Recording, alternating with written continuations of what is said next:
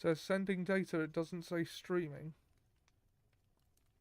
Well, it seems to be live. Oh, yep, good. Yeah, I could, alright, let's just check the, audio on my end. Yes. Hello there, everyone. Guys, gals, and non-binary pals. Yes, that's, my usual, Yes. sign on. It's just a more inclusive way of saying ladies and gentlemen. Yeah. Yeah. I've now suddenly got the image of you trying to do it as like the compare from Cabaret. uh, To Cabaret, yes, Cabaret, oh Cabaret. Hello, guys, gals, and non-binary pals, and welcome back to Tomb Raider.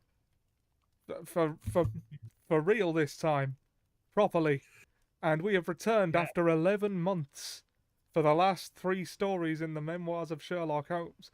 For you see, Watson waited 2 years to write about the final problem, which is why we waited, and for no other reason. This was planned from the very beginning. Yes, yes. That's a lie. No other reason. It's not like I'm in month 11 of near constant migraines. Yeah, I am. Yeah, that suddenly cracked up because I've been thinking, oh, it's been 9 months, and then suddenly, where did the last 2 months go? Yeah. Yeah. So But we Dan assures me that they are okay to continue with Tomb Raider, and we're going to keep it to a manageable hour, hopefully, this week. Just let yeah the group yeah chat ease know. ease back into it. You're right there, mate. Yeah, no, it's just suddenly my throat's decided I need to cough because we have gone live. So of course it needs to cough. Yeah.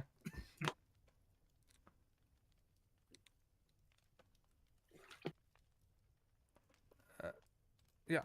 All right. So this week we read the last 3 stories in the Memoirs of Sherlock Holmes. Those being, as seen on screen, The Adventure of the Greek Interpreter, The Adventure of the Naval Treaty, and of course, The Final Problem. Yes. So Dan, what did you think of the Greek Interpreter? The story, not the actual character, who, he was fine. Yeah. It's sort of one of those rarest stories where Holmes doesn't actually catch his man. Yeah, although And you can sort of infer from context that consequences did happen. yeah, consequences happened, but it wasn't through the actions of Holmes himself. 1 second. Take your time, mate.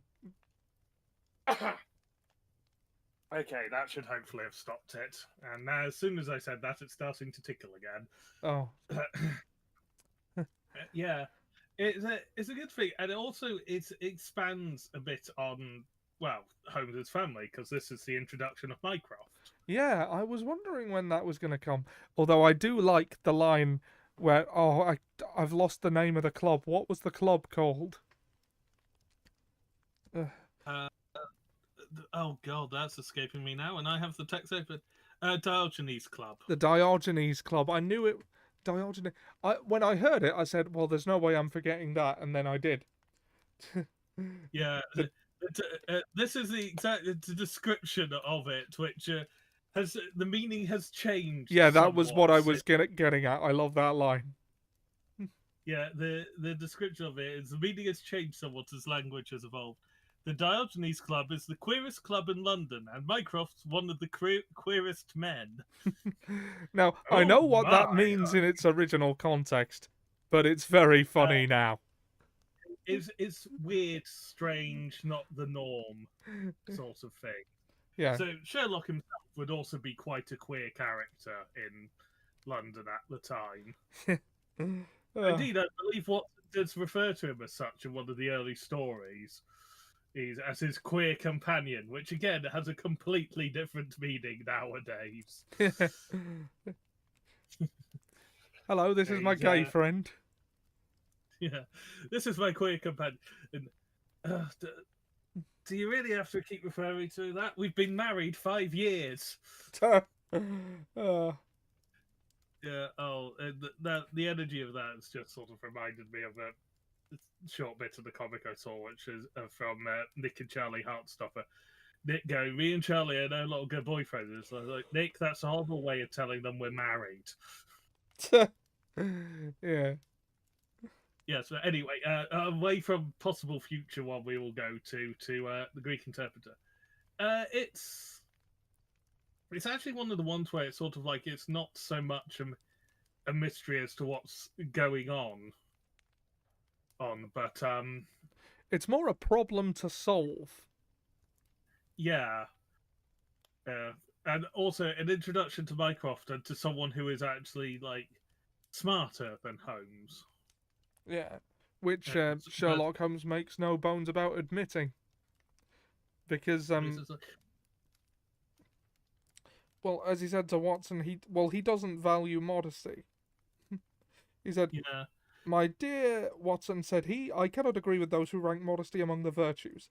To the logician, all things should be seen exactly as they are, and to underestimate oneself is as much a departure from the truth as to exaggerate one's own powers. When I say, therefore, that Mycroft has better powers of observation than I, you may take it that I am speaking the exact and literal truth." Yeah. Seb's here. How you doing? So he's saying that the final hello, problem is a problem to solve. No, we're not on the final problem yet. I don't value modesty. That's why I frequent strip clubs, says he. Yeah. We're we're on the Greek Interpreter, where let's go over the bare bones of the story if we're going to try and keep it quick. Holmes is sort of just going on. They start having a conversation, and the queerest sort of man in the queerest club in London. This is, as the book says, those are the words that are used, which don't mean the same as they would now, but it's very funny. Yeah, that was for Seb's benefit, who just came in. Yeah, as I gathered, but it starts at they're just talking and about Holmes's deductive abilities actually, and Watson's belief that they are through systematic training, and Holmes goes, "Yes, to a bit, but there's also a hereditary aspect to this. How do you know? Because my brother got it in the to a greater extent than even I did." And Holmes is, and Watson politely says bullshit. Watson politely says bullshit, and also politely says, "The fuck you mean you have a brother?" And he assumes that Holmes's brother is younger than him, but no, he is 7 years senior. It's like, then how come we haven't heard of him? Oh, Mycroft is just lazy for detective work. He has the abilities, but he just doesn't have the energy of that. I think he said something along the lines of, he'd rather be assumed wrong than to put in the work to prove himself right. Yes, which in this, it's sort of just like, it's a fact, I'm not going to hold it against him one way or the other. But in near enough every other adaptation I've seen of him where they mention that, is a note of scorn is always put in Holmes's voice. Yeah, well, yeah. Yeah, but then again, a lot of the adaptations seem to have Holmes as almost like a calculator, apart from when it comes to murder and mocking his brother. Yeah. Which is a... Sam says, I have a theory that gay meant exactly what it means today. It's just that writers at the time thought it'd be funny to make loads of gay jokes and pretend the terminology didn't exist back then to troll future generations. I doubt they'd have the foresight for that, personally. Also, at the time, fop and dandy were the preferred sort of shorthands for well, gay people, and still get used to an extent. I know Lawrence Llewellyn Bowen has been referred to as both, with the implication of he's gay. I don't actually know whether he is or not, but I know he's had it put to him. Yeah. So Mycroft introduces them to the titular Greek interpreter, Yeah. Mr. Melas, or Melas, Who is one of his neighbours, yeah, or a member of the club. I think both. says, would often, oh God, so, yeah, the dandy comic book creating the gay. I do not know, because I think there's by unsubtle, that point, and then there's whatever the hell you're doing. yeah, I think the dandy comic book came after the time in which the language had predominantly changed from it to be fine and dandy being good, and gay, which meant sort of happy. Ironically, the way Mr. Burns used gay was sort of like, look at you to Smithers, but I'm sure you'll be doing something gay. Is what service? I was like, oh, out, Fountain Town, happy. Lock up your girls, Smithers is coming. Lock up your daughter, Smithers is coming. It's just sort of like, no, but language changing, very amusing, does lead to things. But we have met the Greek interpreter. Yes. Who recounts an odd tale of him being called upon in the wee hours of the morning to provide some services. Yeah, basically what he's expected to do is negotiate a hostage situation with the hostage, who speaks Greek. Who only speaks Greek, yes. Yes, and also to not ask questions. Yeah. But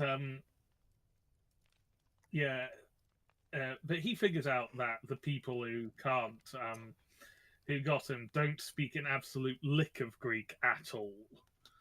So he manages to get some information in, and then a woman bursts in who also knows Greek and recognizes the man in question, and who he's been sort of tied up and gagged to an extent, so he's replying by writing rather than speaking. Yeah. But he makes a great show of sort of like forcing himself up and ripping the bandage over his mouth off to speak to the woman, who we later learn is his sister.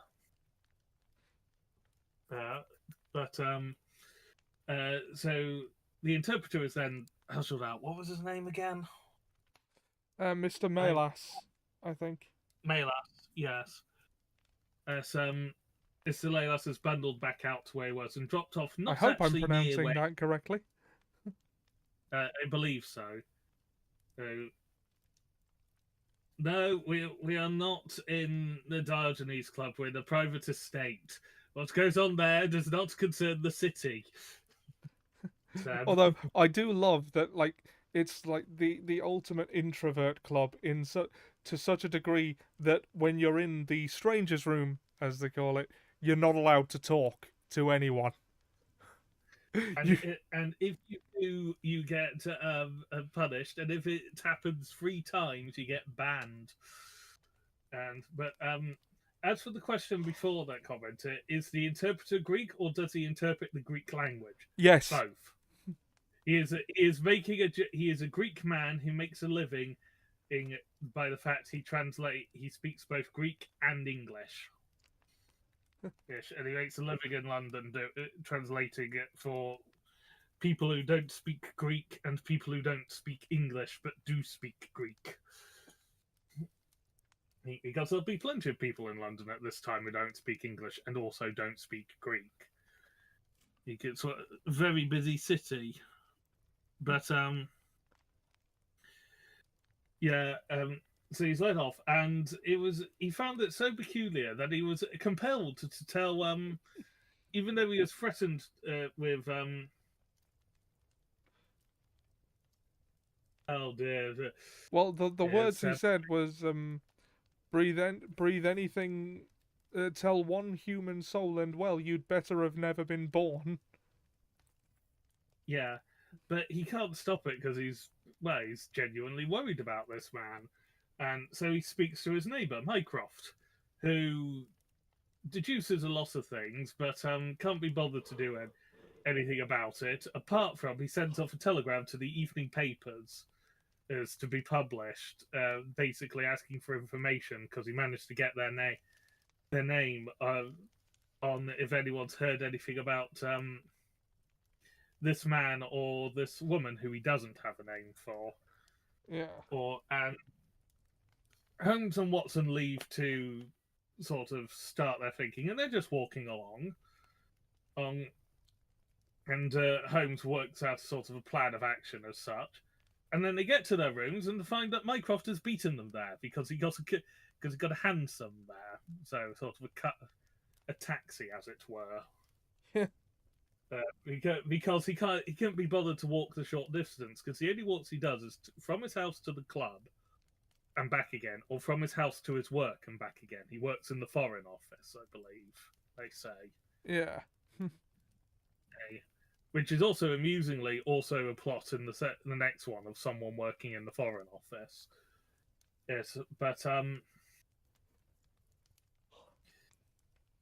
yeah, so they do that, and it turns out there's been a reply to the telegram, and they've got the name of the woman as well and an address, because the person didn't know where they'd been taken because the windows had been covered when they were on their way there. And Holmes is like, right, we must move at once, and we must also pick up Mr. Maylas because we may. Watson brings up that they should pick up Mr. Maylas because they may need him to actually translate. If indeed, as this man doesn't speak any English at all, they will need a translator because none of them speak Greek. Mycroft is just left behind at this point, possibly just staying at Baker Street, I think. And they run. Or he might come with them, but if he does, he doesn't say anything else that I can recall. Yeah. And they go to Mr. Maylas, and he's been kidnapped. And it's just sort of like, oh dear. And There's only a man called Mr. Male Ass in a gay club. It's not a gay club. It is just described as queer in the context of like Arthur Conan Doyle's writing in his time. And we also don't know whether he's a member of the Diogenes Club or not. Couldn't remember offhand. I don't think he is. I think he's just Mycroft's neighbour. Yeah. Might be pronounced Malas. So, I'm not sure. Yeah, but they go to the address, and they are thankfully able to rescue Mr. Maylas and the hostage after they've also picked up Inspector Gregson as well, because Maylas had been kidnapped and they needed there. Yeah, I think the hostage died, didn't he? Well, they managed to get them out of the room. I think the hostage did die because he was emaciated, but they yeah. Yeah. There's that's because he had been starved and beaten, obviously. But Mr. Maylas, they managed to survive because filling the room with charcoal smoke, as it were, I think is what they say. So basically, carbon dioxide. The Victorian equivalent of putting a hose pipe into your exhaust and putting it into the car, inside the car with you. Yeah. It seems to be what they attempted. Yeah. Unfortunately, the perpetrators seem to get away, but yeah, they fled quickly, having had warning because Mycroft put too much into the post by specifically asking for names. Yeah. And Holmes determined that they escaped with all their possessions and were just wreaking revenge. Because what it is a man of questionable character has attracted the sister into sort of his power, and wants to marry her to get at her inheritance, basically. The brother comes over to try and get her out of this. Finds has accidentally got himself into her power, into the kidnapper's power, but is refusing to essentially allow it to happen or to release the inheritance. And when they then get rumbled and they have to run, it's him, his associate, and the sister who get away. Yeah. And there's just sort of like, well, not find them, but the last paragraph is months afterward, a curious newspaper cutting reached us from Budapest. It told how two Englishmen who had been travelling with a woman had met a tragic end. They had each been stabbed, it seemed, and the Hungarian police were of opinion that they had quarrelled and had inflicted mortal injuries upon each other. Holmes, however, is, I fancy, of a different way of thinking, and holds to this day that if it could find the Grecian girl, one might learn how the wrongs of herself and her brother had come to be avenged. Yeah. So, translation, he believes she stabbed the buggers. and then escaped. Yes. Then he ran into my knife. Then he ran into my knife 10 times. Yeah, he had it coming. He did indeed have it coming.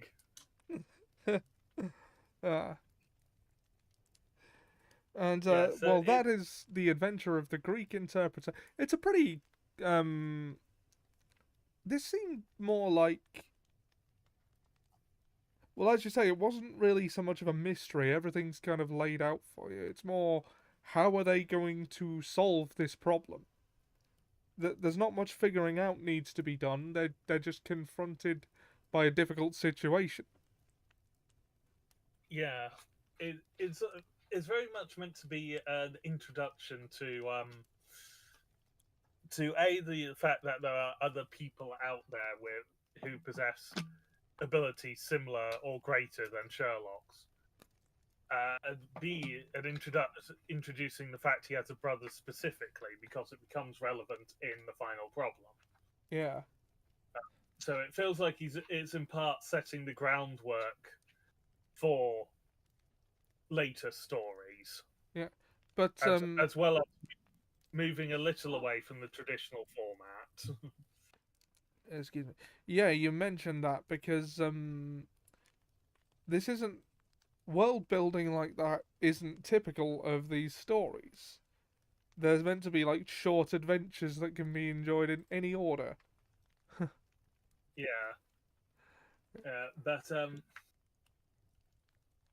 yeah, the final problem makes reference to the last one he's released being the Naval Treaty, and then there's stuff going on in this one that is relevant to the final problem. Yeah. So it is a bit of world building and like setting the stage for, or well, it is known that Arthur Conan Doyle did not like Sherlock Holmes. He viewed it as sort of lesser to his other works.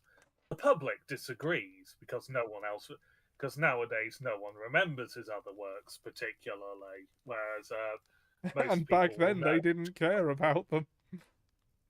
Yeah, because I looked at sort of like the release order, and like you can just tell there's like breaks, and then it's just like, fine, they're asking for more Sherlock Holmes. Here, take it.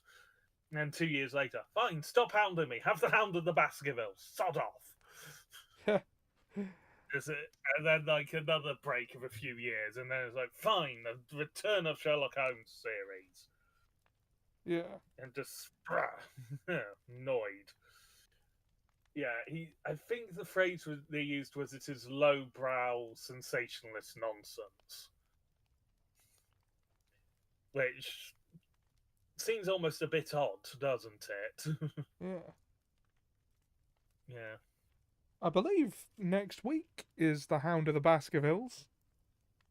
I think in Released there was one between the Final Problem and Hound of the Baskervilles when I was looking earlier, but we'll double check. Yeah. But Yeah, but that's in 3 stories' time then. In the yeah, meantime, the Naval Treaty. yeah. What did you think of this one? To be honest with you, between this is the problem with reading 3 back to back to back. Having read this one between the Greek Interpreter and the Final Problem, I barely remember it. Mm. Yes. Although I do remember it set quite a while back because it begins the July which immediately succeeded my marriage was made memorable. So we've gone back a bit. Yeah, made memorable by 3 cases, which Venture of the Second Stain, The Adventure of the Naval Treaty, and The Adventure of the Tired Captain. First one deals with importance, so they can't actually talk about it for many years. Is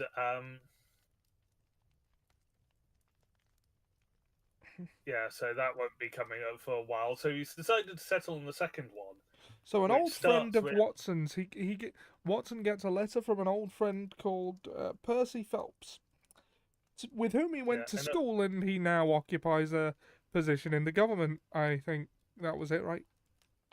yes, he has a minor role in the Foreign Office, as his uncle is Foreign Secretary and tipped to be a future Premier, so Prime Minister. Oh yeah, no, Uh, I'm remembering more clearly now what the whole deal was. yes, so yeah, Lord Holdhurst, the great Conservative politician that they refer to him as. This was known when he was a kid, and he was actually sort of bullied for it. He is Watson's nepo baby school chum, as it were. Yeah. Yeah. Though it is implied that he in part got the position also because of his own abilities, as well as the influence of his uncle. So not just nepo baby. No. But Watson's friend is summoning him due to something that happened 9 weeks earlier. But he has only just had the strength to be able to summon him because he has been down with a severe case of, I believe they refer to it as the head fever. Brain fever I got. So he has been Uh, down with the sickness and unable to write by himself, so he had to dictate. and he's not been in a state to even do that until 9 weeks in. So he's starting to recover. And he needs Watson's help to basically drag Sherlock to his estate in the country for something to get his help on the case. I say the country, it is Woking. Yeah. That Which, doesn't seem like. I mean, I don't really know London or like much of that areas, but I never thought Woking was the country. yeah. Well, these stories were written at the end of the 19th century, so there's been a century since then. And yeah, but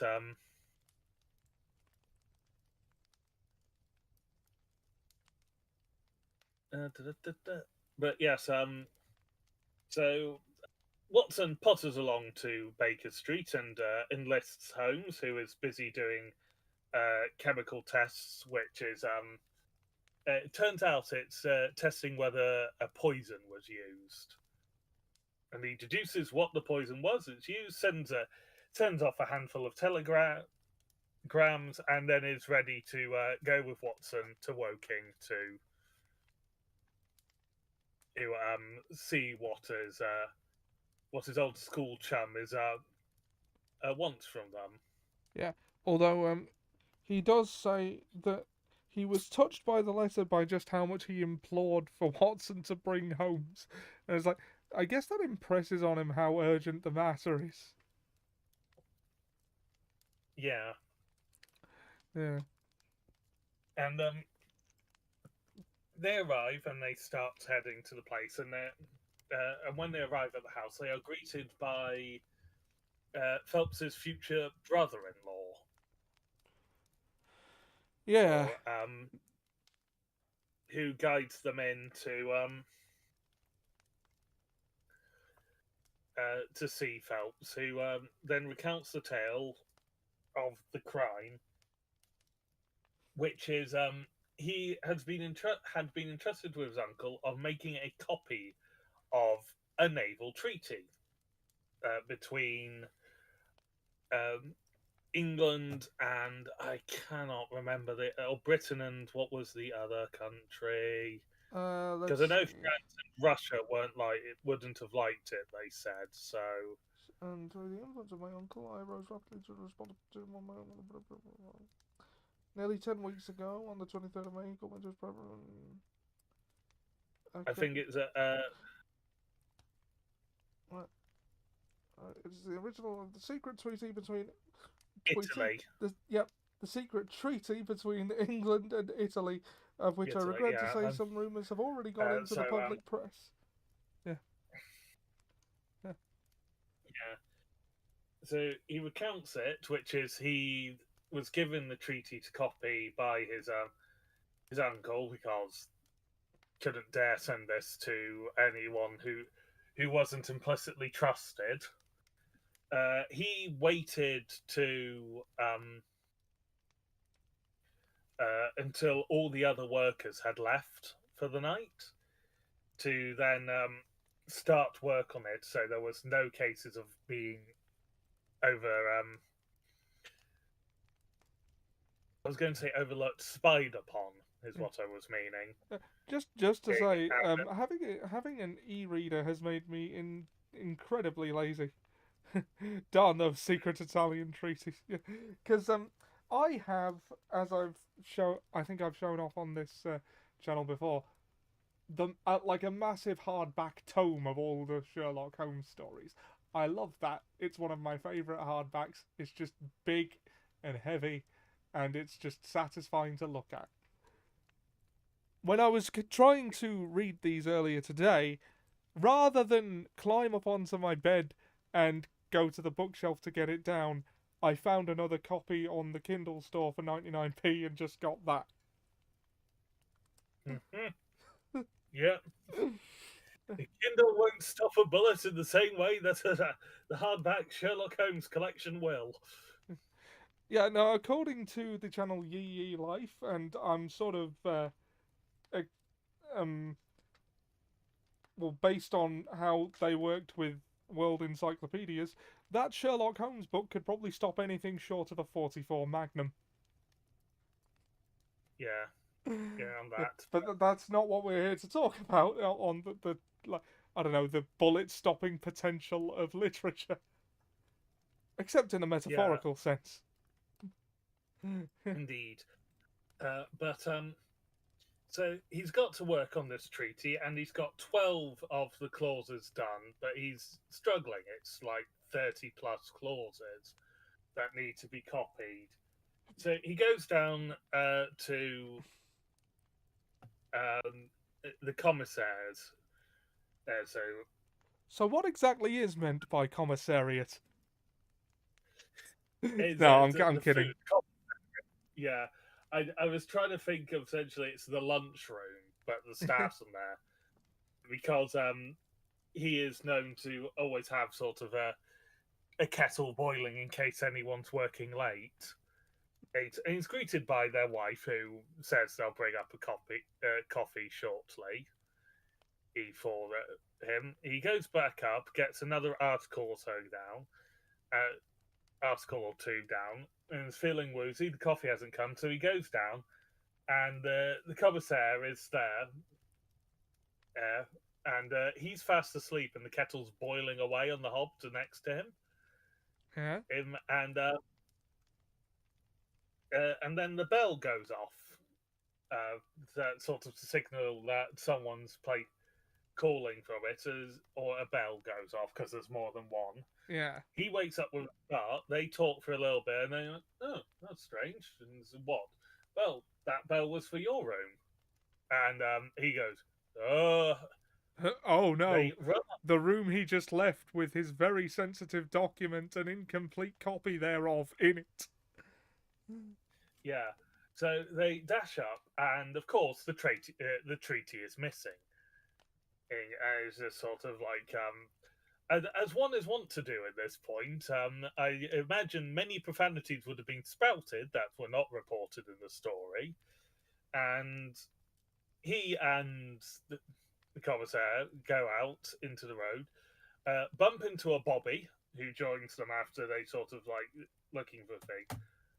Oh, detail I forgot to mention. There is now a steaming hot cup of coffee on his desk as well. And they report that they spotted the commissaire's wife going past. And this is around her usual time of going this way anyway. He's jumped to the conclusion that the commissaire's wife has stolen it. The commissaire doesn't believe it at all, but it's sort of, he's not going to gainsay the boss too much, especially as they are the supreme boss's nephew, as it were. And they actually rush after a quick look in the other direction. And they quick rush in the other direction. They go to the commissaire's house and they beat the wife there. And that is, they get there before her. Yes. So they're waiting for her. And when she arrives, the daughter answers the door and lets them in. And the wife immediately goes to the kitchen, and they're sort of like, they have a search and accusations. It's sort of like a lot of this comes later when Holmes speaks to the detective, but it's like they're wondering why she took longer. It's like the difference between taking a taxi and a bus, basically. The bus has set routes and take longer. So it's all like there were other gentlemen there waiting for you. Oh yes, debtors, like people we owe money to, and it's just sort of like and why were you slightly later than your usual one? Because I had to stop and basically get the money because they had it to make sure they had it on them to pay them, and it's just sort of like. And so why did you go straight to the kitchen? Well, that's where the debtors were waiting. And they did the closest to a finance check that could sort of be done at the time, and it was just sort of like it all checked out. Yeah. But while this was all going on, he came down with a case of the brain fever because he was panicking about the whole thing. It's this commission from my uncle has gone horribly wrong, and now the French and the Russians are going to find out, and my career is ruined, and everything is ruined.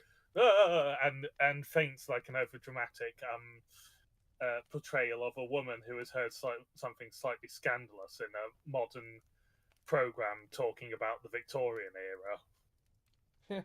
So, oh, good heavens! That hand to forehead is how I pictured it. And they got him back to his own house, where they had to, because it would take so much effort to get him up to his own room, had to turf out his brother-in-law out of the room he was staying in, and he's been in there for 9 weeks with his fiancée caring for him during day and the nurse caring for him during the night. And that's the point where Holmes and Watson have joined in. Yeah. Have entered his story, and as soon as he's well enough to dictate a letter asking them to come. But 9 weeks is a mighty long time. Yes. Which I think is meant to sort of almost cast some shadow over his character as well, that he's like been ill for these 9 weeks during it.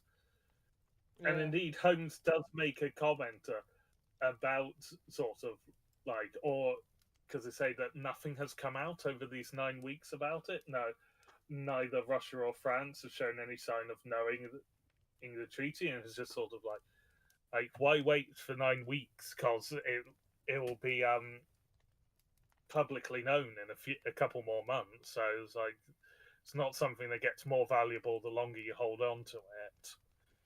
Yeah. It and hopefully it's cards as just sort of like or ill for 9 weeks, and it's like, what, you suspect Phelps? And it's like, no, no, and glosses over it. That's of course back in London where they've left.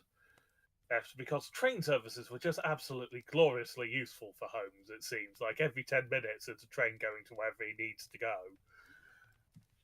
Yeah. Oh It God, seems. that must be great.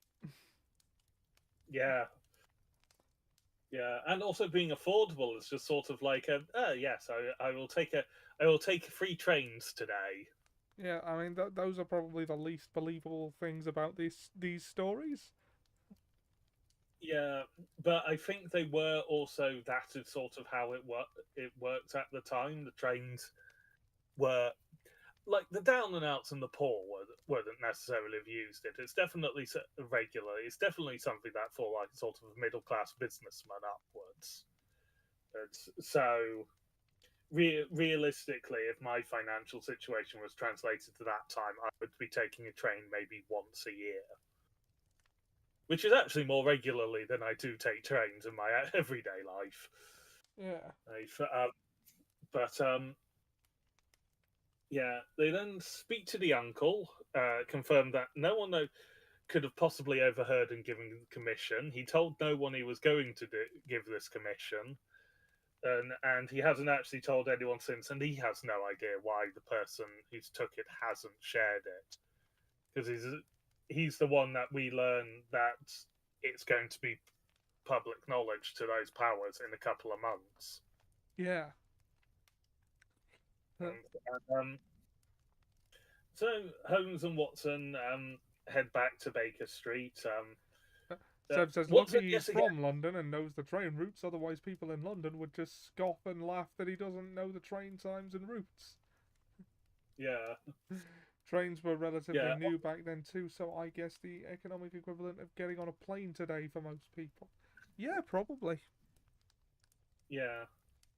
But they'd promised to go back, and they do go back the next morning as promised. And Holmes is like, unfortunately, as I suspected, I have no positive news for you on this matter. And we see that I've just forgotten his name. Phelps. The letter. Phelps is possessed of more energy and sort of that, and it was the first time he hasn't required a nurse during the night. Yeah.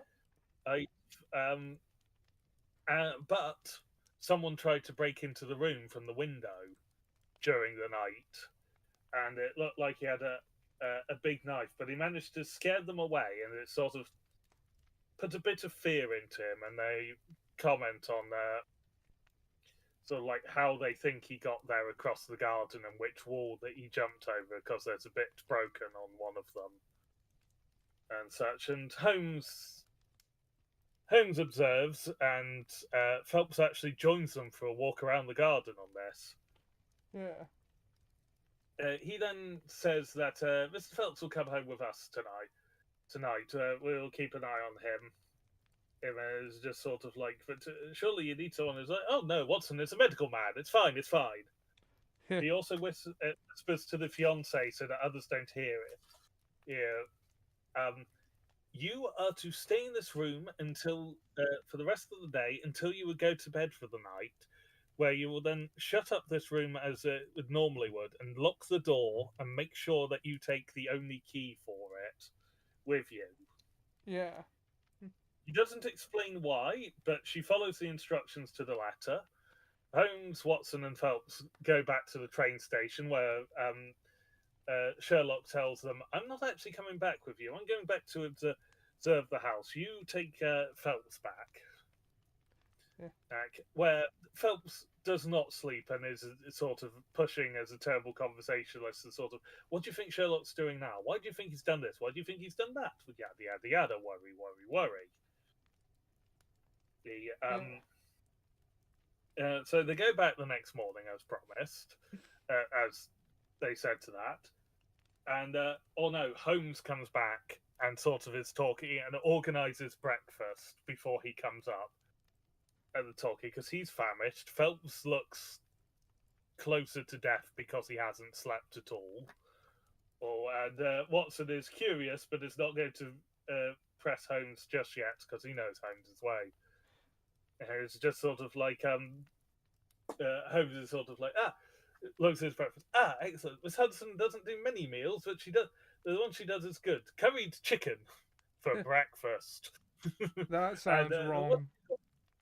What have you got there? Ham and eggs, says Watson. It's all like, Mr. Phelps, you should check in your breakfast. It's like, no, I do not feel up for it. I need to know the story. And Holmes is insistent. He checks on his breakfast and refuses. Until finally he goes, fine, if you're not going to have it, I shall start. And he takes the lid off of it to reveal the Naval Treaty is sitting on his plate. he can't resist a touch of the dramatic. Also, the words ejaculated Phelps appear 3 times in the space of like 3 pages. Yeah. Joseph ejaculated Phelps. Yeah. And Phelps is clutching it as if it's like his firstborn son. Dancing around the room with it. Yeah. Holmes has come in looking a bit like a beaten man, they said, and he's got an injury on his hand as well, that sort of thing. And Holmes recounts the tale of what happened since he left them, which is he walked back and snuck over and went over the wall in a different place to where they fought because the damage on the bit that was broken showed signs of weathering, so it had broken a while ago, not the night before. But there was a bunch of trees that you could access that couldn't be seen from the house, but easily, but gave a good view of the room that Phelps had been in. Was easy to access from the road that was barely travelled that ran next to the house. That was the last story, sir. Yeah. The club, not that event that you described. That didn't happen. Yes, I gathered. I had a quick look. And so Holmes just watches, sees that the fiancée follows the instruction, locks, bolts the windows there. And he waits a bit, and a figure comes out into the garden and makes their way into the room. He's watching, and as they are making their way out, he leaves his hiding spot and confronts them. And it's the future brother-in-law. And there's a bit of a scuffle. And that Holmes comes out victorious and essentially drives the man away. I believe it's stated that he's running away before like the police get involved. Yeah. And he'd replayed the treaty. And it turns out that the brother-in-law had come to visit Phelps at work and had made a habit of coming in and they would leave together. And I think Phelps may have mentioned, and we forgot to mention, that the brother-in-law had said that they would be coming.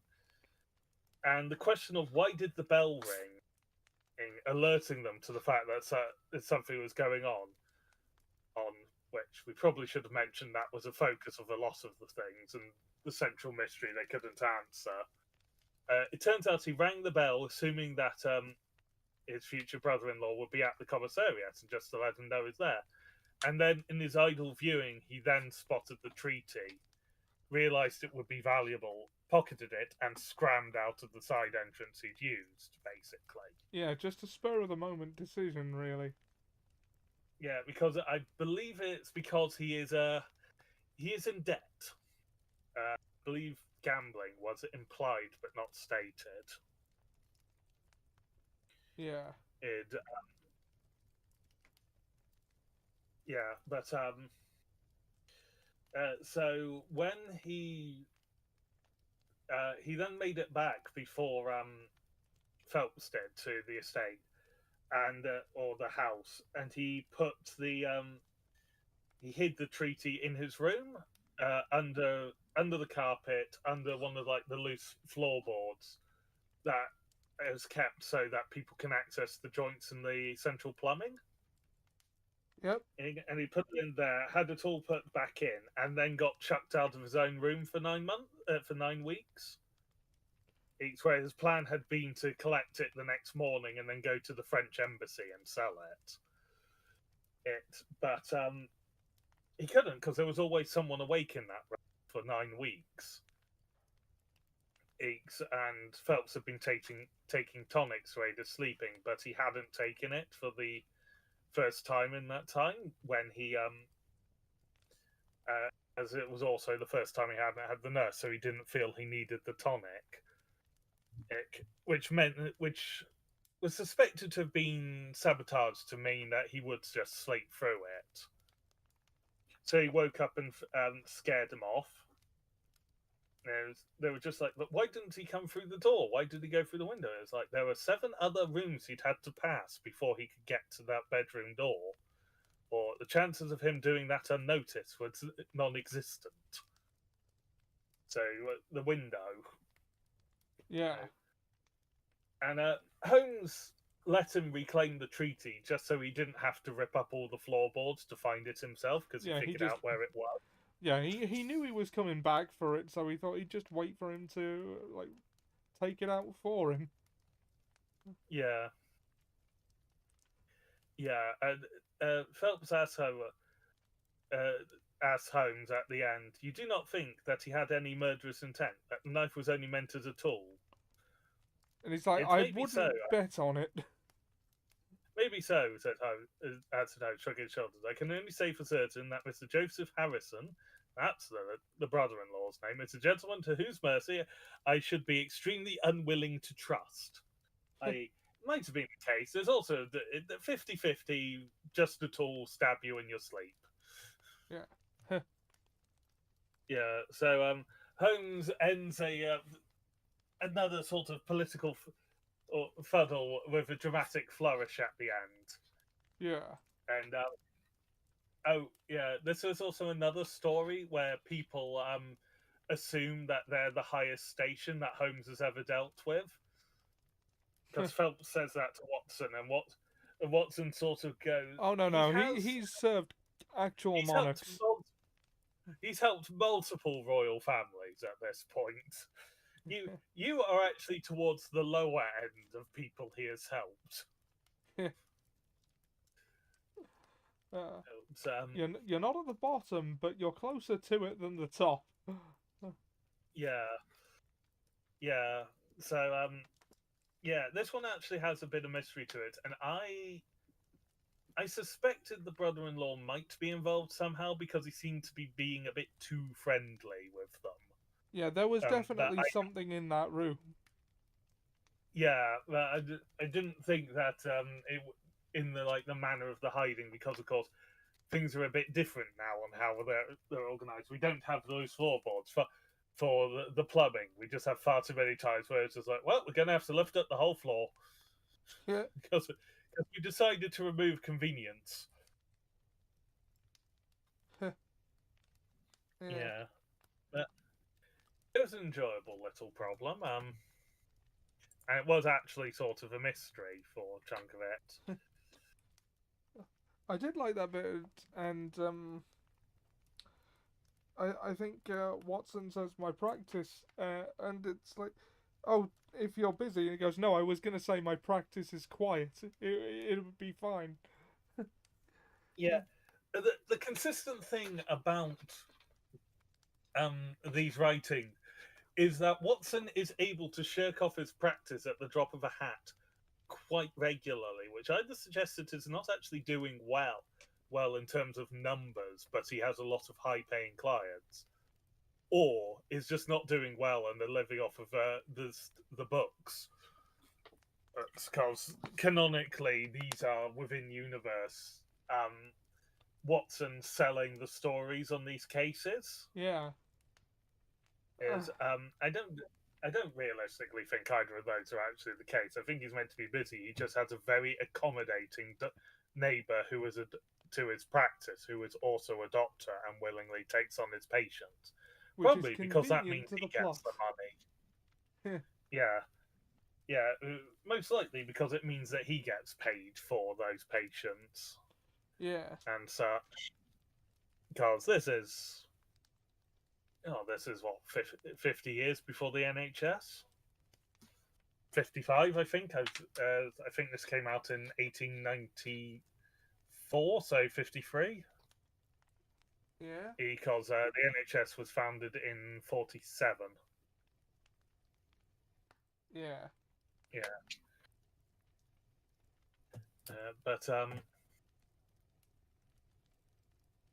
yeah. So there would have been payments for this. So I suppose they're sort of like, well, they'll take my patients. They'll get paid for it. And in one of the earlier stories, they mention that he's owed a favor by his neighbor doctor for covering for him once, so he'll happily repay it.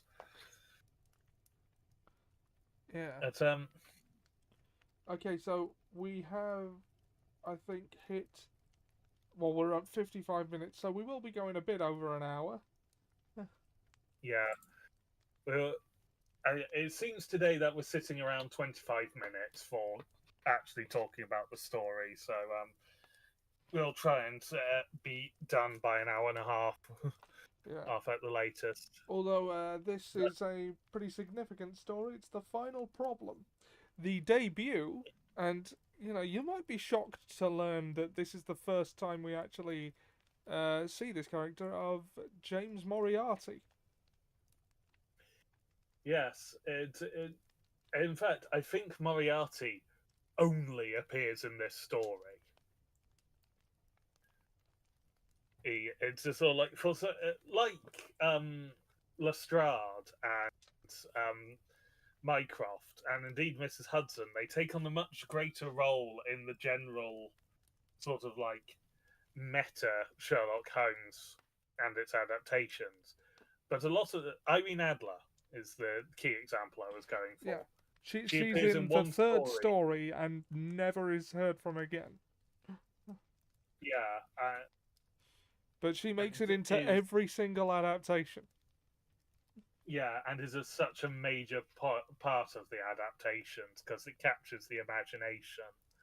And because Irene Adler, the only woman to outsmart Sherlock Holmes, she is the woman, and then Mycroft's the only person we know smarter than her. Well, the only man we know who is smarter than Holmes. Irene Adler is the only person to definitively defeat Sherlock Holmes. Yeah. Yeah, I mean, but Mycroft doesn't count because he never actually tries to thwart him, but but he is smarter than Sherlock, so he's the only man who is smarter than him that we know of. Yeah.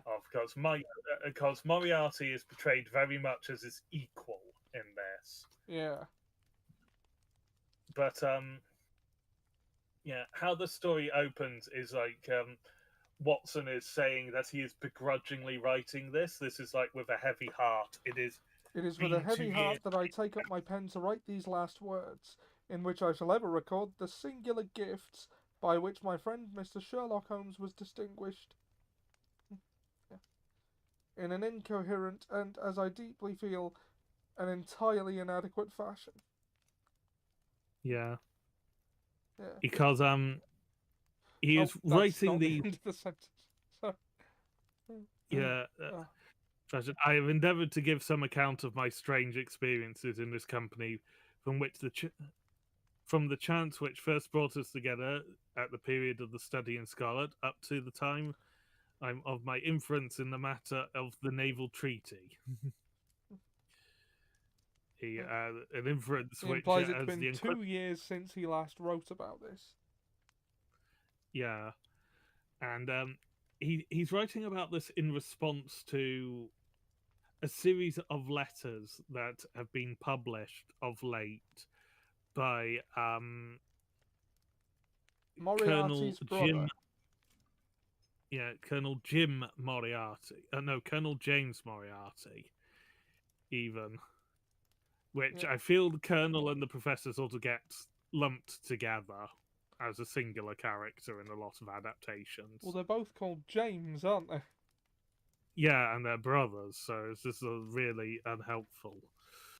What But parents name both of their kids like the same name? James, yeah, like if it was a cousin, I would find it believable, semi-believable, but it's specifically brother.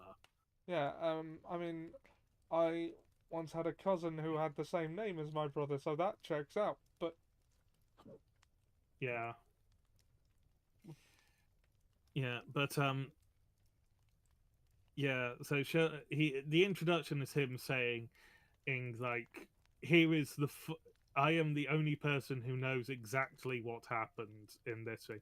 So here is my full, accurate account of it to correct not only Colonel Moriarty, but the two others that sort of had vaguely appeared in the papers." And it starts with for once Sherlock going to him rather than him going to Sherlock. yeah, It'd been a while in their acquaintance. There'd been a break of, I think, of some months, because Sherlock's been working on this for 3 months by this point. Where Sherlock comes in to Watson's waiting room at his doctor's, at his surgery, and drags him gets him to like close the blind and stuff, because he's acting what sounds at first a little paranoid, because he's worried about air guns yeah. being utilized. But And as it goes he on, said, like, Watson, you know me, you know I'm not a paranoid man, but I'm also not incautious. Like, those aren't the yeah, words he uses, but that's the effect. yeah. He also displays a worry that doesn't appear in a lot of adaptations, where he inquires if Mrs. Watson is in and is relieved to find out that she is not, that she has been away because he is bringing danger, Yeah, and I he's mean, relieved that she is safe as far as away. he's assuming at the moment, anyone who even knows what he's about to talk about is in danger.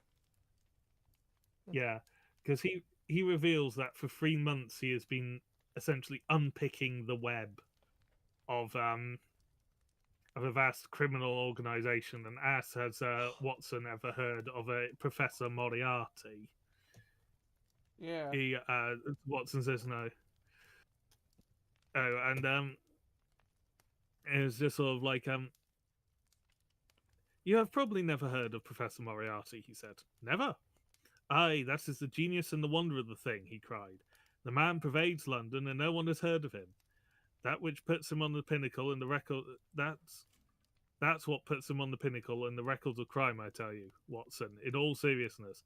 That if I could beat that man, if I could free society of him, I should feel that my career has reached its summit, and I should be prepared to turn to some more placid line of life. He is. yeah. Translation: if I He's, can beat this guy, I can die happy. Basically. yeah. Or this is or if I can beat this guy, that's it. There's no higher role for the detective in me. I can go. Everything after this is just gravy. Yeah, because he does refer to him as the Napoleon of crime, which is something I thought was added later. No, By I thought so too, but apparently it's in the original text. yeah, so he's held up, and he mentions that sort of like he has been working for, or like he's been for years. He has been consciously aware of this power broker in the criminal underworld, but he's never been able to put a face onto it. But a tiny trip up has happened recently, which has allowed him to identify Moriarty and slowly and work for 3 months to map the web and set a trap for them. Yeah. And he can't act earlier than the next Monday, which is like 3 or 4 days away at this point, because otherwise he won't be able to get all of them. And he describes an encounter he has with Moriarty that they've met once, where Moriarty comes in and is let's see, where is it? I was in my sitting room thinking the matter over when the door opened and Professor Moriarty stood before me. My nerves are fairly proof, Watson, but I must confess to a start when I saw the very man for whom who had been so much in my thoughts standing there on my threshold. His appearance was quite familiar to me. He is extremely tall and thin, his forehead domes and out in a white curve, and his two eyes are deep sunk in his head. He is clean-shaven, pale, and aesthetic-looking, retaining some of the professor in his features. His shoulders are rounded from much study, and his face protrudes forwards, and is forever slowly oscillating from side to side in a curiously reptilian fashion. And the first thing Moriarty says to him after this somewhat unflattering description of the lizard-like man: "You have less frontal lobe development than I should have expected. It is a dangerous habit to finger loaded firearms in the pocket of one's dressing gown."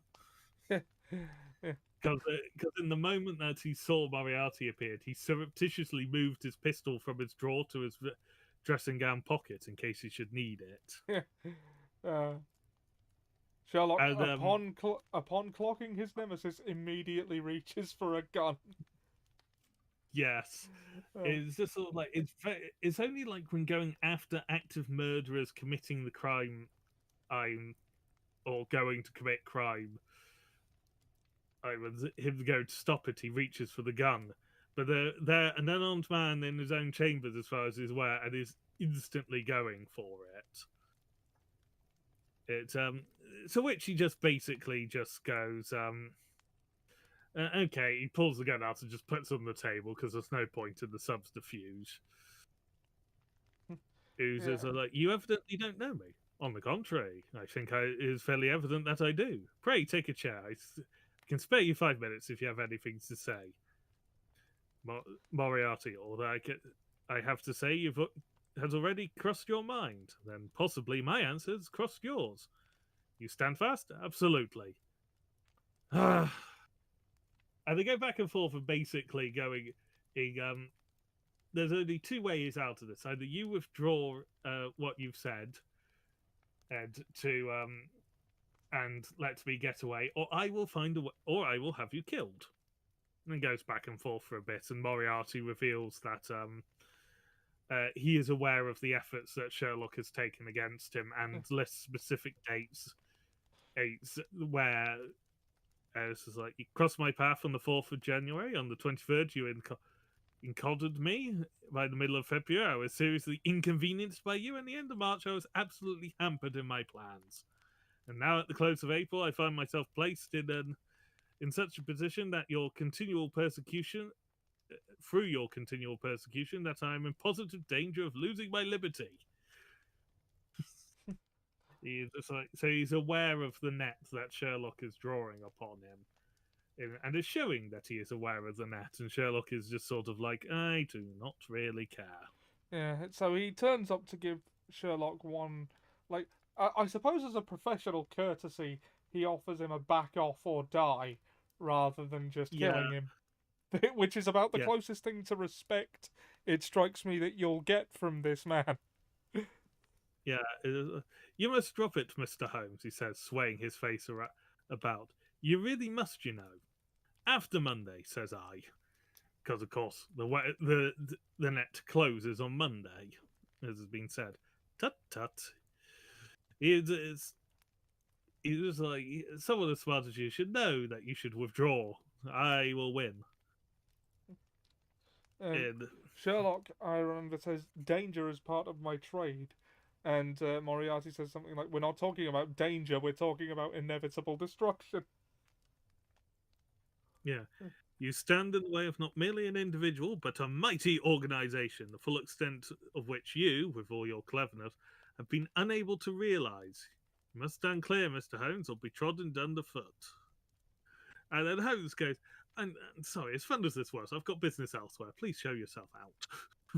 Basically. He politely tells him to fuck off. And Moriarty goes, "Well, I'll be at your funeral." Is what is implies in that. I'll see you at your funeral then. Yeah. And then we cut back to Watson and Holmes in the sitting room, and it is revealed that Holmes has actually got injured knuckles from an attack he had on his way over. Yeah. Uh, he did give Moriarty a compliment. It was sort of like, "You have paid me several compliments, Mr. Moriarty. Let me pay you one in return. That I say that if I were assured of the former eventually, I would, in the interest of the public, cheerfully accept the latter." Which is basically, if you going down, I would happily accept dying if it meant that you were taken down and removed from your position of power. Foreshadowing is a literary device. Yes. Yes. Like, Uh, yeah, basically Moriarty says you are definitely going to die, and he says, "Look, as long as that means I can take you down, I'm okay with that." yeah. And he describes that Moriarty is not a man to let the grass grow under his feet, and indeed, shortly after this interview, there is already an attempt on his life that is made to look like an accident of a brick falling off of a building that has bricks and slates on the top to suggest that there are repairs being taken. And that's after a cab has tried to run him over, but before a ruffian tries to beat him with a blackjack. I think they call it. Yeah, With a bludgeon is what they use. he has a profoundly unlucky day. Yeah. So he's snuck about, moves about, has come to Watson to ask him to go to travel the continent with him. No destination actually planned out. Just go, come away for a few days to the continent. So it's like, I'm going to make sure you are safe, Watson, and as well as sort of like, I get to travel with my friend. Yeah, but he also at several points in this story asks Watson to leave because his proximity to him is dangerous. And of course, Yeah. Watson refuses because, he's an army guy and that's his friend. That is not happening. Yeah. So they arrange. Holmes leaves by climbing over the back fence after giving instructions for Watson for how they are to meet, eat, and prepare for their travels, which involves sending Watson sending his luggage to the station unlabeled the day before that night, taking the third cab that offers to take him the next day to the arcade, run along the arcade, be at the other end by 8:45, and get in a hansom where a tall man wearing a black coat with red trim on it will be waiting for him and will take him to his destination and leave. And then they will be in the second from the front first class carriage is reserved for the two of them. Yeah. And it all goes according to plan, apart from with 7 minutes till the train going, Watson hasn't seen Holmes, but has been dragged into a situation where he's having to try and help an elderly priest Oh yeah. with a problem. The priest speaks speaks only Italian. Watson does not speak much Italian, but he speaks more than any of the guards about. So he's the one helping him, and then he gets annoyed because the priest won't has leave been him put alone. into. They won't leave him alone and has been put into the cabin with him by the guards. And once the train starts going out of the station, Holmes goes, "Really, Watson?" and reveals that he was the curmudgeonly old priest all the time. I do like that bit. Yeah, and it's the fact that Watson doesn't figure it out, because it's just sort of like you've seen Holmes do these transformations before. Or like the moment that he was bundled into the carriage with you should have figured it out. It was Holmes. I guess he just wasn't looking for it. Yeah, And that is a theme in these stories. If you can miss stuff by just not looking for it. Yeah, and it's revealed that the handsome driver was chosen because it is in fact Mycroft in disguise as well. And he also didn't notice that either. So Mycroft actually did some exercise. So there is something that will drive Mycroft to exercise, which is his little brother calls for help. Yeah.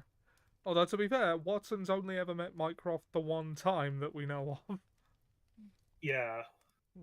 But it's just sort of the thing. Watson cannot recognize the Holmes men. And it's just like repeatedly, Watson has been fooled by their disguises. But as the train is pulling out, here's the line. Sherlock reveals it. My dear Watson, you have not even condescended to say good morning. It's just sort of like, ah! Yeah.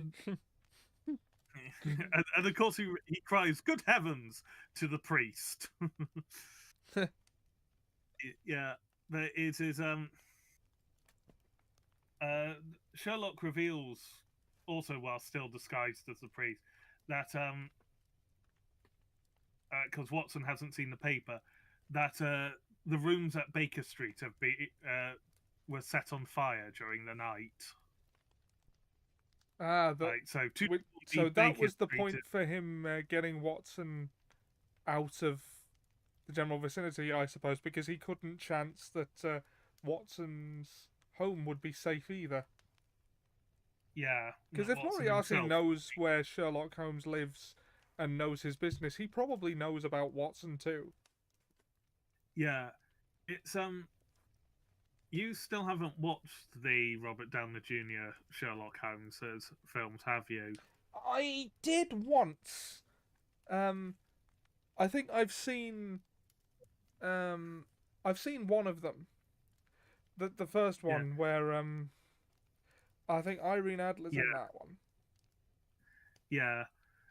There's a bit in the second one, because Moriarty's the focus of that one, on where they where him and Sherlock are talking in sort of like their first actual meeting, and they're talking about it, and Sherlock goes to great efforts to try and to note that John Watson is out of bounds because they are no longer sort of connected or anything, and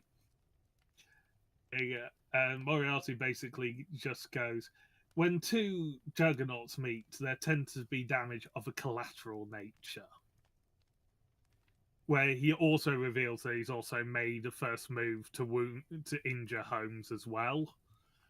But at that point, when it's just sort of like when he's leaving and saying, "I will not consider the Watsons out of bounds." Yeah. As well, so it is a consistent theme of he is aware that Moriarty will reach out to them, and they to try and do that. Yeah. I mean, Moriarty would probably just see hurting Watson as a potential strategy to off-balance Holmes. Yeah. And, it's as simple as that to him. You can't really talk to, like, a consistent thing with Moriarty across the adaptations I have seen is that you can't talk to him on moral grounds because he just doesn't care about that. Yeah. It is a game to him in a lot of adaptations rather than sort of like, particularly the Sherlock adaptations, where it is just a game to both of them despite everything. Sherlock, they both do it because they're bored, not because of any sort of like moral high ground or indeed actual belief in that adaptation. I don't mind that for Moriarty, but having read more of the original source, I like it less and less for Sherlock. Yeah, though they do make Mycroft a bit better in that than they have so far in this, from what we've seen. Because yes, he is lazy, but he's also implied to basically be running British foreign relations, and possibly, oh no, he can't be doing that. Not with the Korean elections coming up, and stuff like that. So it sort of portrays him as sort of the spy master Yeah. in charge of Like, like the British intelligence agencies. yeah, in that version, the reason you never see him about is because he's always busy. Yeah, but he's still also simultaneously lazy. Yeah. I mean, his disdain for legwork is referenced. Yeah, but Holmes notice as the trader's pulling out, Holmes, still in disguise, spots Moriarty. So it's just like, oh well, we'll have to change the plan that we were going to have because we were going to take this train all the way. I'm sorry, we're going to have to leave our luggage on board, and we're getting off at Canterbury, which is the first stop. And then we shall take a journey to New Haven, and then over to and then we'll make our way to Switzerland from there. We will engage the local seamstresses and stuff like that, is what he said. So we're going to buy new clothes and luggage on the way. And it's sort of like, Watson's like, okay, I'm too seasoned a traveller to be worried about the fact that we're abandoning our luggage. Been there, done that. Was in the army. This is, of course, a lie. Mm. Yeah. Yeah. Well, they do a lot of these things because they worked out that Moriarty's figured out what train they're on, and they do manage to hide, and they see Moriarty essentially steaming past on another vehicle. I can't remember what, but Watson is a little regretful over the lost luggage, but they will be able to reclaim it eventually. Yeah. And of course, it's pointed out how ominous the Reichenbach Falls are. Yeah, because they go through the countryside.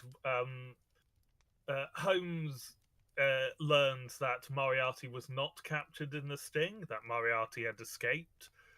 No one else had, but he had. Yeah, damn! If I had been there, I would have been able to keep him contained. So, not really. You'd probably be dead. But they go round, and he tries to get Watson to go home, and Watson goes, "Fuck off! Yeah, I'm staying, mate." Yeah. So they've been staying at a hotel for a short bit, and they're going to hike across to the next town. And the Sorry, the this was porter- the lie. Yeah. The porter recommends that the route they're going, they go and have a look at the Reichenbach Falls because they are spectacular. Yeah. And they get there, and while they're there looking at it, Watson receives a telegram or a missive from the hotel, because a English woman in suffering from the end stages of consumption has arrived and wants to see a doctor, but refuses to see a Swiss doctor. And wants to see a fellow countryman, basically.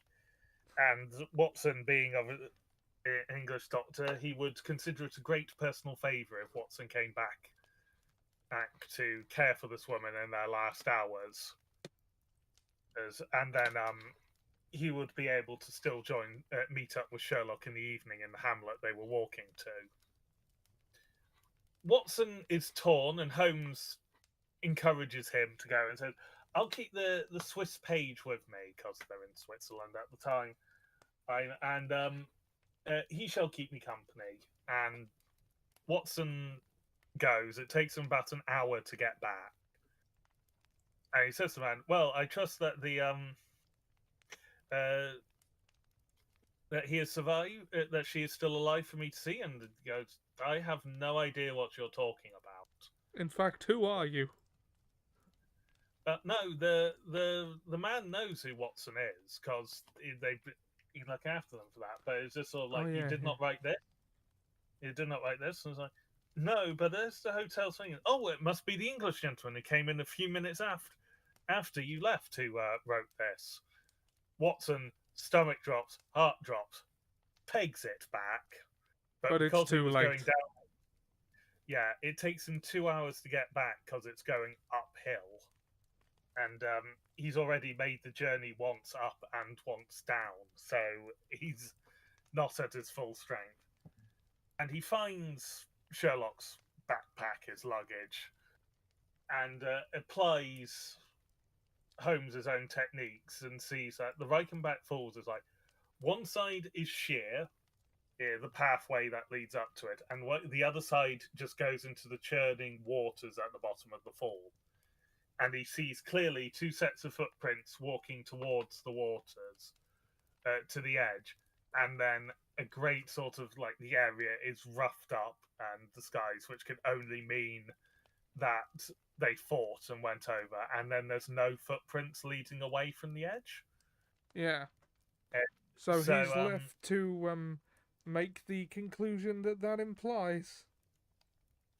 yeah, there is he goes back to Sherlock's luggage and notices Sherlock's silver cigarette case, which he picks up, and a note flutters to the floor that was being pinned underneath it. Let's see. My dear Watson, I write these few lines through the courtesy of Mr. Moriarty, who awaits my convenience for the final discussion of those questions which lie between us. He has been giving me a sketch of the methods by which he avoided the English police and kept himself informed of our movements. They certainly confirm the very high opinion which I had formed of his abilities. I am pleased to think that I shall be able to free society from any further effects of his presence, though I fear that it is a cost which will give pain to my friends and especially, my dear Watson, to you. I have already explained to you, however, that my career in any case has reached its crisis, and that no possible conclusion to it could be more congenial to me than this. Indeed, if I may make a full confession to you, I was quite convinced that the letter from Meringan was a hoax, and I allowed you to depart on that errand under the persuasion that some development of this sort would follow. Tell Inspector Patterson that the papers which he needs to convict the gang are in the Pigeonhole M, done up in a blue envelope and inscribed Moriarty. I made every disposition of my property before leaving England and handed it to my brother Mycroft. Pray give my greetings to Miss Watson and believe me to be, my dear friend, yours, very sincerely yours, Sherlock Holmes. Now, Yeah, for all this story is hyped up in the mythos, I found it quite anticlimactic, even though I kind of yeah, knew that this was how it would go. yeah. I'll do the final paragraph as it sort of is semi-decent.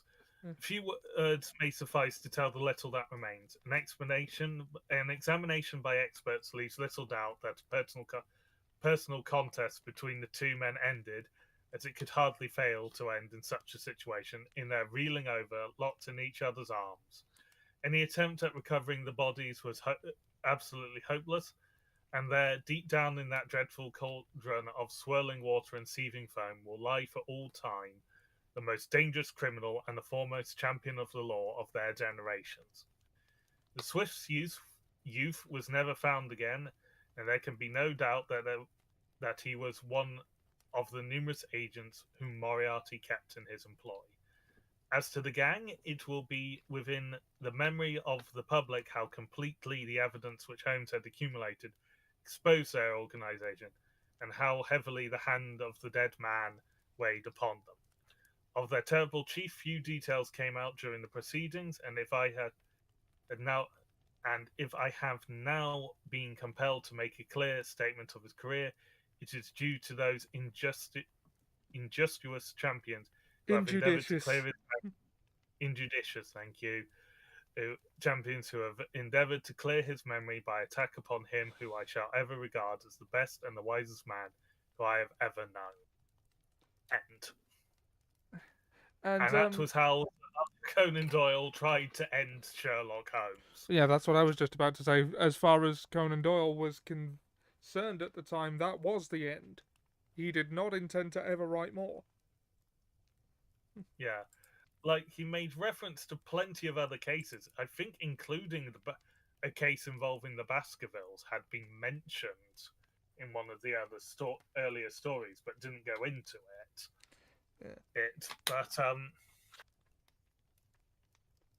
But he had no intention of writing Sherlock Holmes. As mentioned earlier, he didn't have a high opinion of sort of its literary worth. Which is... So, of course... It sounds really weird when you put it that way, because Sherlock Holmes is probably the most famous character there is. Yeah, there are very few that sort of contend with him, especially in the genre. But a lot of the ones that also do contend with him in the genre, by Agatha Christie, Miss Marple, Hercule Poirot, who I can never say properly. Poirot. Because because an attempt at an accent happens, and I don't mean to do it, and it's like that. As like that, there is sort of like Sherlock Holmes is sort of a literary titan, as much as Sir Arthur Conan Doyle did not want him to be. I mean, that is often the case with iconic characters and their creators, isn't it? Yeah.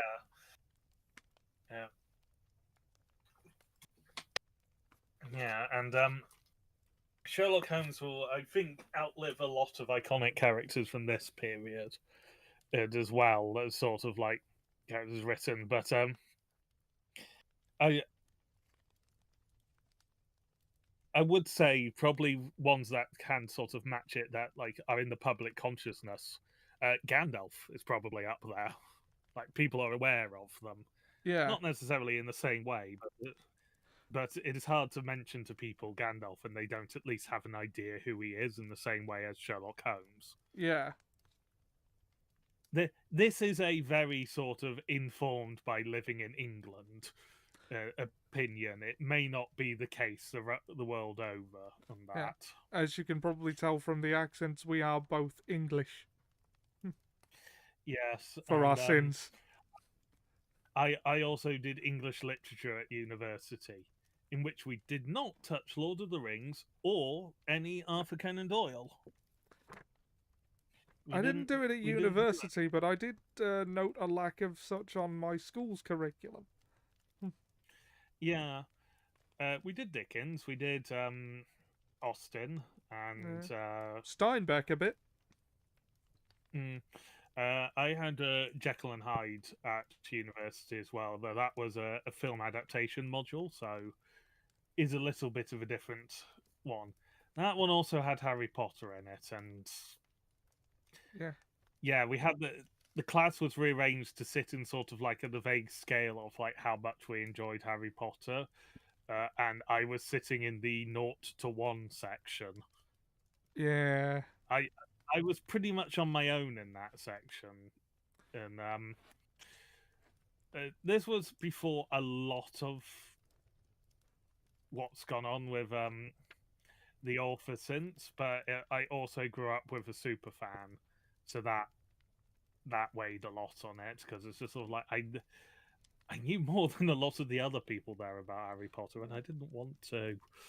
Yeah. Well, so did I, because just to say, when I was age appropriate, I did get very into it, and then I discovered, like, after having finished it, I discovered Percy Jackson, which I enjoyed more. Yeah. No. Whereas we were regularly. This shows how long ago it was. We were regularly given the tapes to the new book as a Christmas present by the family for Harry Potter. So tapes, bloody hell. Yeah, with Stephen Fry. We'll avoid sort of talking about that, but sort of about that, because I don't think Harry Potter's ever going to appear on Tomb Raider. No. I mean, I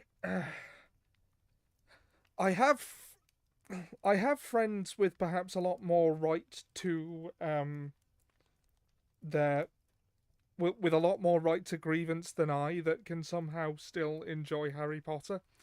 I can't, and Yeah. it feels wrong. And also, Yeah. Well. I did once go back to read them after having read them already, and they they don't hold up. The films sort of do. I tried to do them as part of Film de Siècle with Seb a few years ago, like during lockdown. Yeah. But those books they're just not very good. That's quite Yeah. apart from any gripe I might have with the author. Yeah. No. As I say, a lot of my gripes with Harry Potter came before all of the J.K. Rowling stuff because, as again, I lived with a super fan, and I didn't enjoy them much because, as I've said in the last one about Revenge of the Sith, Star Wars books and Warhammer books were sort of what opened me up to my full capacity of reading. They are the things that, like, I finally broke through the barrier I was having with it. Yeah. So I do latch on to sci-fi a lot more, and Oh, on that note, just as a final mention of it, Harry Potter and the Philosopher's Stone was the first novel I picked up of my own volition, and it is what made me want to become an author one day. That will always be true. But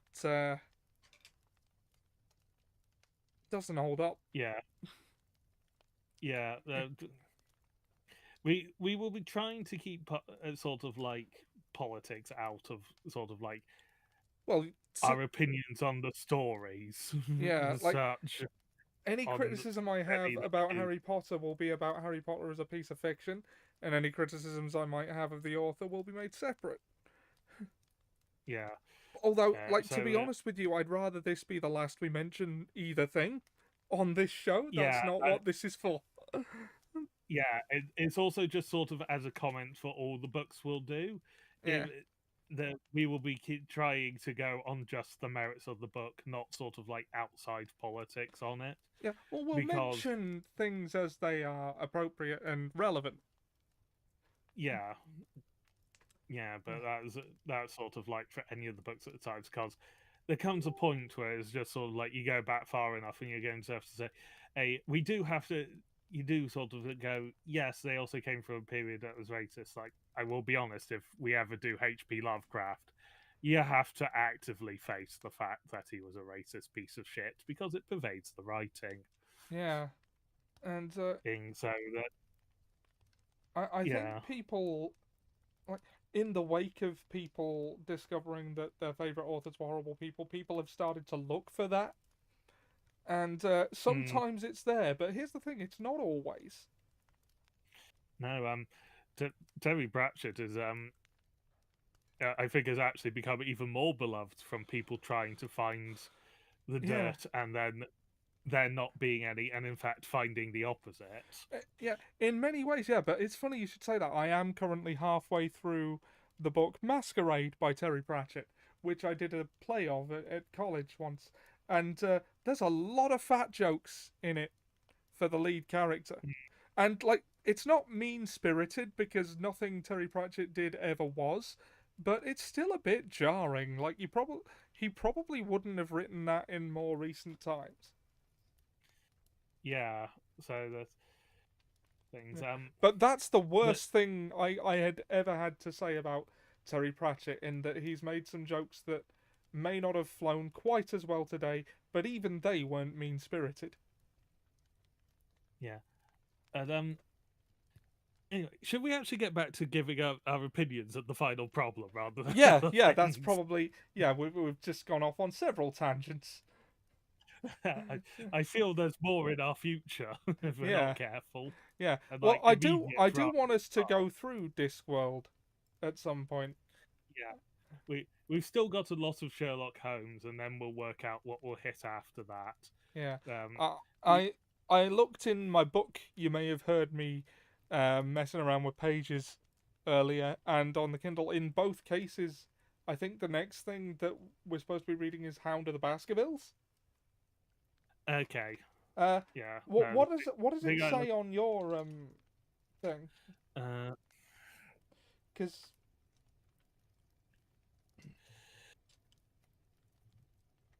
Yeah, because I just googled Sherlock Holmes reading order, and Ah, I see.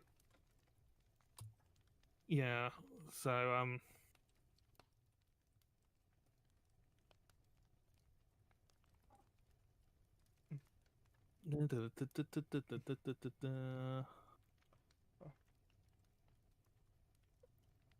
Oh, Penguin Books UK, the best order to read. yeah, The Memoirs of Sherlock because Holmes. I can't even find the thing I was looking Oh, at. then The Return of Sherlock Holmes. And then The Hound of the Baskervilles. Yeah, that's the thing. I was seeing something that disagreed with that as well. I think it might have been sort of their release order. Wait, have we already done? And Have we done The Return of Sherlock Holmes? No, we've done The no, the return Adventures of Sherlock Holmes. The Adventures of Sherlock Holmes, the Memoirs of Sherlock Holmes. I know Hound of the Baskervilles is before the Return of Sherlock Holmes, but I did see on my thing another story earlier, but I also just cannot seem to find the site I was on again. So Well, it seems Hound like these Hound of stories jump about the timeline a bit anyway. So yeah, Hound of the Baskervilles for yeah next week. It'll be refreshing to only have one story, albeit a longer one. yeah, it will probably still be roughly the length of like the Memoirs of Sherlock Holmes in audiobook form. Yeah. Yeah. I just opened the YouTube thing I was going so I could find it on there, and it's just sort of like that, and it just started playing. It has not been doing that. Sherlock Holmes story Magpie Audible Memoirs. Yes, but yeah, but what did you think overall Well, of the final problem? Because you said it was a little disappointing. well, well, the word I used was anticlimactic. That And was all. I, I guess that was because I've already seen this story play out at least once in adaptation, and oh, I think I Yeah, did happen across a a Sherlock Holmes serial on TV once, which was the one after the final problem, where Holmes returns and yeah. explains that he defeated Moriarty with a system of Japanese wrestling. Mm. Wasn't there one like set in the far future where like Holmes had been resurrected, and it was sort of like the year was the late. Well, when I say the far future is all like they think it's the 80s, so the far future is like 2003. That sort of thing. I think there was I do. such an adaptation, though I never saw it. Yeah, yeah. I just remember seeing a bit of it where where Holmes explained how he survived, which is he hooked his umbrella onto a sidewalk, pulled himself up, and then just knocked a bit of the broken sidewalk down, so it hit the laser thing that made them think they were dead, so that Moriarty's organization would believe he perished with him. Yeah, This is something I'm pulling from like nearly 30 years ago in my memory, so yeah. frankly, it could have been a fever dream for all I know. I have things like that. But yeah, I had seen it before in adaptation. I knew the Reichenbach Fall, um, the final problem by reputation as being the story that killed Sherlock Holmes for a few years. So, Yeah, and also yeah, like both times I read it back to back with two more. So, like maybe that factors in. But it all seemed to happen very fast and then be like the thing you get to like drive it home is just Watson going to the empty falls, finding the footprints and reading the letter. And it's like I like that, but I don't know. I guess I expected to see some of the fight. Although the thing as well about these books is they're all written from Watson's perspective, because Watson is the point of view character through whom we experience Holmes, and well, that's so that Sherlock can explain his process to Watson and therefore the reader. So it would be weird if suddenly we went to Sherlock's point of view, which is basically the only way we could have, Yeah, it got the fight.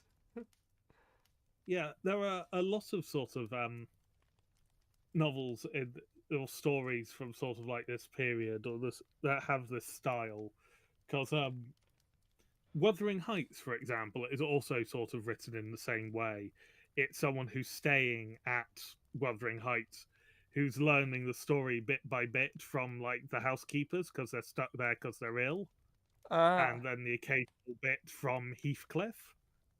So that also does that. Jekyll and Hyde is from the information we get on a lot of it is from a friend of Dr. Jekyll's, and sort of like it's bits pieced together and rumor, and then the horrible truth sort of coming out. yeah, Now, moving it to the perspective of sort of like the title character is a lot of an adaptation trick for a lot of these characters. Though in the case of Wuthering Heights, they don't move it to the perspective of the house itself, because that would be a bit weird, especially given how much doesn't happen in the house. yeah. But Well, I say, yeah, uh, I've not actually read Wuthering Heights. yeah, Until recently, I didn't know Wuthering Heights was a fictional place. I was like, oh, what height does Wuthering occur? yeah, it's well, Yorkshire Moors. That's the height that Wuthering occurs at because it's set in the Yorkshire Moors. Yeah. But Wuthering Heights has an undeserved reputation as a love story, I feel. Ah, And perhaps one day we'll get to that. But yeah, if we did it, it I dare say it'd be pretty far down the list. yeah. I'll be honest. I think after we get through all the Sherlock Holmes, we will need a genre change, because Yeah. it's just sort of like all these sort of the crime books, but sort of Victorian crime Yeah. as opposed to modern crime. Yeah. But plenty of Recently, the other having ones. read about 10 of them, and it's quite a genre change, but I would quite like us to go through the Animorphs series, because I'd be interested to know Yeah, your thoughts on that. yeah, because I think on ones that we've mentioned at the moment is the Animorph series, uh, Terry Pratchett's work, um, Fall of the Gaslit Empire. Oh, Uh, I went through those during the week between Assassin Sunday streams once. Like, I think I went through all three of them in the span of a week. They're quite good. yeah, yeah. There's a second series that follows on for it, so the Map of Unknown Things Ah, as well. Elizabeth Wheatley's The Daedrift Assassin and its follow-ups, because that's a 5-part series. well, six if you Um, count Bastard's Honor, which I do because, well, you'll yeah, know. yeah. Well, it's a spin-off of it, so it does fit in immediately with it. I think we were going to review the Thrawn trilogy at one point. We talked Yeah, about I think we were just going to sort of, compare Thrawn trilogies as well, because there are yeah. two. So both, yeah, so both of them. So that realistically is actually 7 weeks right there, one each for each week, and then comparing the seventh. Yeah. Um, Technically, there's three Thrawn trilogies because there's also a prequel Thrawn trilogy when he's in the Chiss Ascendancy. Um, and then also I've put forward the works of Alice Oseman because I quite enjoy those. And they're, this is sort of like July is going to be crazy for Heartstopper because Volume 6 and the film come out in July. I might be slightly dead the first week in July because I'm going to 2 Heartstopper release events in 3 days. But it will give me plenty of time to listen to audiobooks because I'm on multiple hour coaches on those days. That's a great time to be listening to audiobooks. Yeah. Yeah. A final problem is like it does feel a little anticlimactic, especially as we are over a century since this came out. We know Sherlock Holmes comes back. Yeah. I Uh, mean, it's kind of so hard not. a lot, Now, I say it's kind of hard not to know, but there are people in 2026 who don't know that Anakin Skywalker is Darth Vader. So, yeah, but we've also dived into it and sort of like we had to look up the order for it, and you've got like the hardbacks, and if you just sort of like the final problem, and then you look at it, and there's still more of the book left. It's like it's not you're very reading a final, is it? yeah, he's like you're reading a romance book, and it's just sort of like what heroine is with man she loves, lovable side character is happy with dog, everyone is happy. What's the problem? There's still 100 pages left. uh, Is that that, is that sort of energy of just yeah. sort of like, well, this That isn't was an very well. Elizabeth Wheatley skit, wasn't it? Yep, and she's done it as Book Goblin and also her genuinely having that experience, Yeah. which I believe came before the Book Goblin skit. We haven't seen a Book Goblin skit in a while. They had the one of the introduction of Bukala was reshared recently. Uh, Like it was on YouTube recently as a new upload. yeah. Yeah, but the I final think the last problem, one, um, yeah, is not very at the final, it time. would turn out. Yeah, yeah. The problem is it's not very final, and we're 100 years later, so we know there's so much coming out. There's so much after it that is also chronologically after it, rather than just these are me writing the cases that I made mention to but haven't actually done before, or because money's tight and I need an income again. And so Yeah. is that it's but for it coming out at the time, I imagine that there were some people who were not happy at all about it. Well, obviously, he brought him back. They bullied him into bringing him back. Yeah, yeah. As a general rule, don't bully the authors that produce stuff you like. Like persuade and gently persuade, form communities and stuff like that. But also there are some people who just like they won't do it unless it feels like they're being bullied into it. Or in the case of George R.R. Martin, seemingly is like they are being such whiny, demanding little bitches. I'm never going to finish it. Also, I'm too busy ruling book hella. I mean, my hot take there And, is George R.R. Martin does not, in fact, owe you a book. yeah, and also sort of like the way you've treated, sort of like reacted to the story, which ostensibly had him explaining how he intended to end the series to D&D, and then seeing the reaction of A, how it was done, and B, whether that is actually how he initially intended it to end. I mean, And people are to be really fair, not like, having seen the show, it was very badly done, regardless of whether yeah, or not it was accurate. yeah. A lot of my point is sort of like it was reacted badly to, but if he saw sort of like the reaction and like that's how he intended to do it, and a lot of it fits into like, sort of like how it was done was how he planned to do it. It is could be an issue. Could also be he just saw the reaction to them and went, "Well, they're spoiled little brats." That's or is just he doesn't want to finish it anymore. It's just sort of like is a loss to sort of like, oh, there's now a series that's not ending. But it's also like it's his right to choose not to continue. Also, like, I don't want to like sound like I'm getting up on a soapbox, although I am going to. Unfinished art has value too.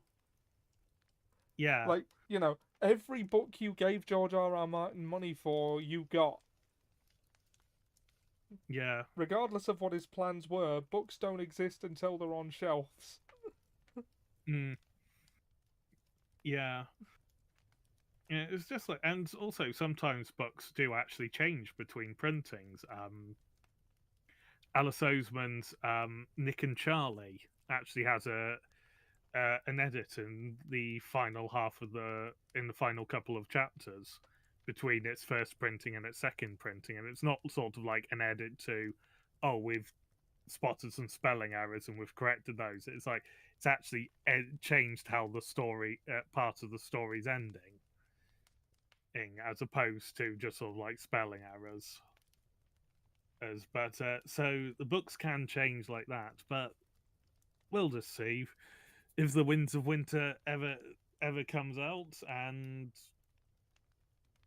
if I say this as if I've read any of them, I have not read the books, and I saw bits of the show, and I got some people worried, sort of like, because I predicted that an event like the Red Wedding would happen to some of my friends, and after watching the show, because it was not long before that happened, because it just picked up on sort of like George is a history buff.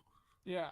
He knows his history well, and is clear from just bits and pieces of history that I knew of sort of some of the stuff he was clearly demonstrating. It was just sort of like, this seems like from everything I've heard of the show and what I've seen of it, this seems like an event that would fit just right into it, which is an event in Scotland, which I believe was called the Black Wedding, which went very similarly to the Red Wedding. I think George R.R. Martin in an interview called it the Black Dinner, so it could have been either. Yeah. So clearly we don't have that much to say about the final problem. Well, we keep going off on trends, which is sort of like, the story is interesting. We just have the slight problem of we're over a century after its release, so sort of like what was meant to be a definitive full stop, we know utterly failed. Yeah, and we don't have the experience of experiencing it as a full stop, because we know it isn't. Yeah, it's sort of like, if we could have gone into this with that, we might have actually, but it was still nice. It was a fun ride. It was a fun ride. It was nice to see Sherlock have an opponent who was actually his equal in one of these stories. Yeah, although there was kind of a lack of intellectual battling, but again, it's from Watson's point of view, so he wouldn't have seen it. Yeah, it was just like, I'd say that as if we didn't have a story earlier where Irene Adler beat him, but again, we got even less sort of the cut and thrust of intelligence between the two of them. Honestly, this feels like the Cliff Notes version of a story that would later be completed in adaptation to me, and I don't know how blasphemous that is of me to say. Yeah, it's a story that definitely would have been a lot better as a novel, and B, from Sherlock's perspective. Yeah, but unfortunately none of these are written from Sherlock's perspective. Yeah, it doesn't suit the style at the time, and that's sort of fair enough. They also have to be from Watson's perspective, because what Sherlock has to explain things to him, and therefore us. Yeah. Yeah, and I will admit, the last three stories have had a lot less of Sherlock sort of doing his party trick, as it were. Yeah. In these three. Like, we said the Greek Interpreter wasn't even a mystery. Yeah, we didn't mention it, but in the Greek Interpreter, we see Mycroft deploying it and correcting Sherlock on some bits. It's just sort of like, see that man over there? You mean the Formula Artillery? Yes. That's widower. Sort of like he's got kids, plural, and one of them's very young because he's carrying a rattle. Yeah, he's former army, non-commissioned. Goes Mycroft. It's basically every observation Sherlock has, Mycroft has a deeper one. Yeah. And they explain it like he's lost his wife. Yes, he's carrying shopping, and he's also got a because they then explain it to Watson, and it's just sort of like, in children, he's got a rattle there, but under his other arm it's a picture book, which clearly shows that a different age child is also must be catered to. Who the rattle also suggests that the wife that he lost was lost recently in childbirth.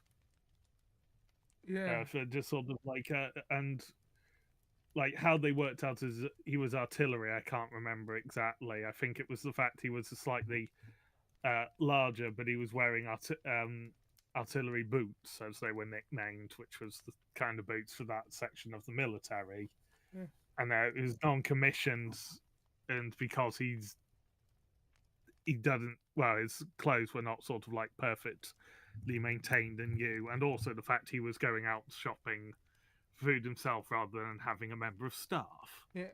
So it really sets up Mycroft's just extra layer of perception in his deductions that Sherlock lacks. So that's set up for the fact that greater minds than Sherlock's exist. Yeah, or indeed that there are more of them with these minds, just even within London than that. Because again, it needs to set up that Moriarty can't quite come out of the blue. No. So we have Mycroft. We're not reminded of Eileen Adler, but we remember that she beat Holmes. Yeah. Holmes, and then Mycroft is there. Holmes is not annoyed in these adaptations. I think I touched upon this by the fact that Mycroft doesn't deploy them, these abilities seemingly, even though he has them. Yeah. Unlike every other adaptation where he is sort of like a derisive snort about Mycroft, and he's like, he has the abilities. But, I guess he acknowledges that Mycroft just doesn't really have the physical, the vigor to apply them as well as Sherlock can. Yeah. And it's like, Sherlock has, like, he even says to Watson, all I said was that he's better at deduction and reasoning than me. Yeah, observation, deduction, reason. He doesn't apply it. Yeah. And I think Sherlock sees that as a separate skill. Like, Sherlock has a unique combination of skills and attributes that enable him to do the job, which Mycroft doesn't have and therefore can't be expected to, is what I think his thought process is. Yeah, which is fair enough, but the adaptations just go it as he judges Mycroft because he is lazy. You know, it's just sort of like, though the BBC Sherlock has stated, it's implied that he's sort of the British spy master. He doesn't do the legwork most of the time. Except in the first episode of season 3, we actually see him do legwork, where he himself goes to pull Sherlock back to London and out of whatever predicament he got himself in. I enjoy that show, but the more I read these stories, the worse an adaptation it looks like to me. Yeah. I haven't watched it since we started doing this. Yeah. I think we saw the final episode in the cinema together, didn't we? Yes. Oh, God, that's going back a bit. Yeah, and I must admit, I also saw the 50th anniversary Doctor Who episode in cinema when we were in Leicester. I wasn't really into Doctor Who at the time. Yeah, I went with my friend Sammy, who has been a self-described Whovian from the moment I met her. I see. So, and no one she lived with and no one else she really knew was into Doctor Who enough that they would go and see it. And I thought, yeah, I might as well. It's like it meant I didn't watch it with. Actually, we were, none of us were available to watch it live with me going to see it in the cinema. See it in the house together, which is what we did for around that time. We would all gather in the living room and watch it together. We suddenly ever used that bloody room, really. Yeah. Right, well, we've gone to 2 hours instead of the one I wanted to keep it to. Yeah. How are you feeling, mate? This hasn't been overtaxing for you. It's been okay. Probably because I was. Well, you're sounding very robotic and patchy. Thursday, and streaming tomorrow. I'm sorry, mate. I didn't get a word of that. Yep. You'll be streaming today, Monday, Wednesday. Yeah. If things are back to normal, you'll get. Sorry, just a second.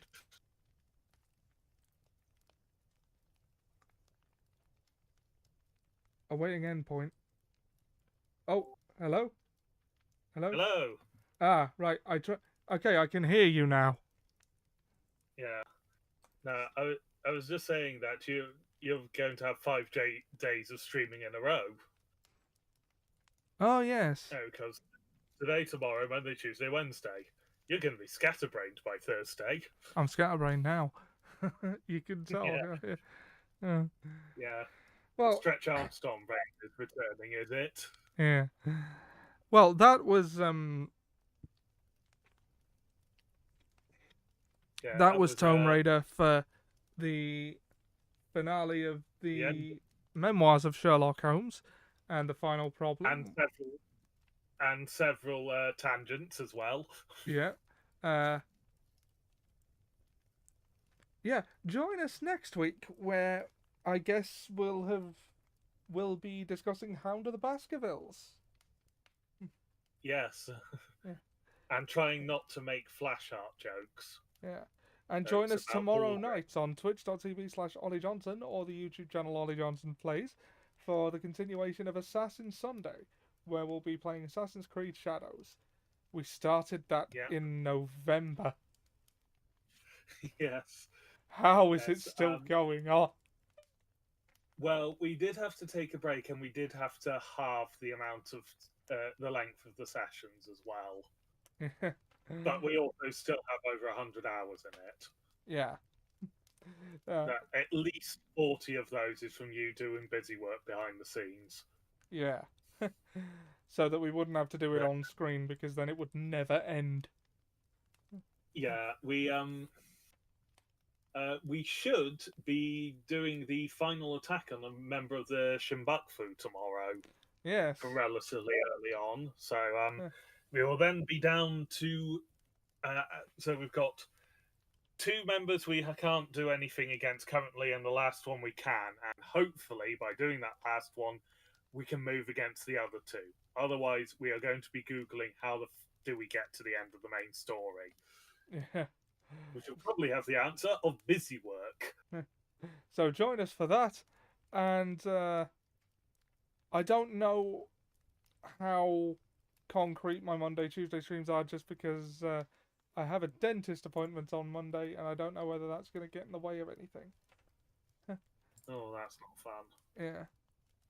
But yeah, so we will see you tomorrow night. Not on this YouTube channel, but on the other one, which you can find in the page, Ollie Johnson Plays, and on twitch.tv/Ollie Johnson. Thanks for listening to our ramblings, and good night, everybody.